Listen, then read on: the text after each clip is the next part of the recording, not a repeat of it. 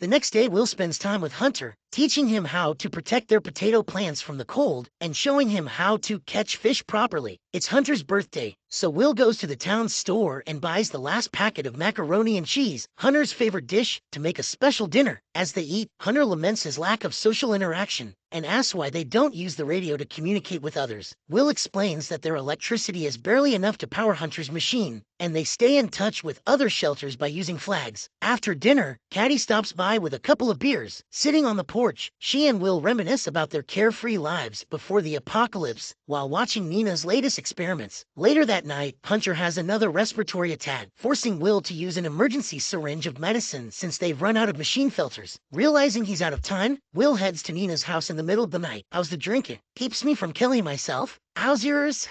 Keeps me from killing you. From their conversation, we learn that Nina once ventured to Boulder's labs to gather chemicals and equipment for her research on weapons against the monsters. It was during that trip that Tara, Will's wife, was killed. Will harbors deep resentment toward Nina for leading Tara to her death. However, because Nina is the only one to have ever returned alive from such a trip, Will asks her to accompany him to the hospital. Nina refuses, calling the idea sheer madness, as the creatures would tear them apart. Will insists she owes him. You owe me this much. For Tara, pointing out that she has nothing left to lose, he leaves confident she will eventually join him. After Will departs, Nina begins crafting a special compass, haunted by flashbacks of her last excursion when she witnessed the monsters slaughter her friends, including Tara. Nina is consumed by guilt. Nina Herod.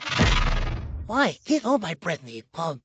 In the end, this guilt compels her to agree to the mission, and she goes to Will. Will asks a local woman to look after Hunter for 5 days while he ventures to retrieve the filters. In the morning, Will stocks up on weapons at the armory for the journey. Caddy finds him there and confronts him for leaving without saying anything. You're just gonna run off and get yourself killed without saying a word, like Tara. I'm sorry, that was uncalled for. Yeah, it was. It's clear she has feelings for him. Determined, Caddy grabs a gun and insists on joining the expedition. Katie, what are you doing? Going with you. No, you're not. Not asking permission, Will. You can't go out there alone. You need a partner to watch your back. Right, Nina's going with. Oh, I'm definitely going now. We're gonna have to fight them eventually, Will. It might as well be today. Outside, Nina is already waiting. She warns Caddy that the monsters up close are nothing like the ones she's used to seeing from the mountaintop. They tear through people effortlessly, and bullets don't affect them. The only way to slow them down for a few seconds is to shoot them directly in the face. Before they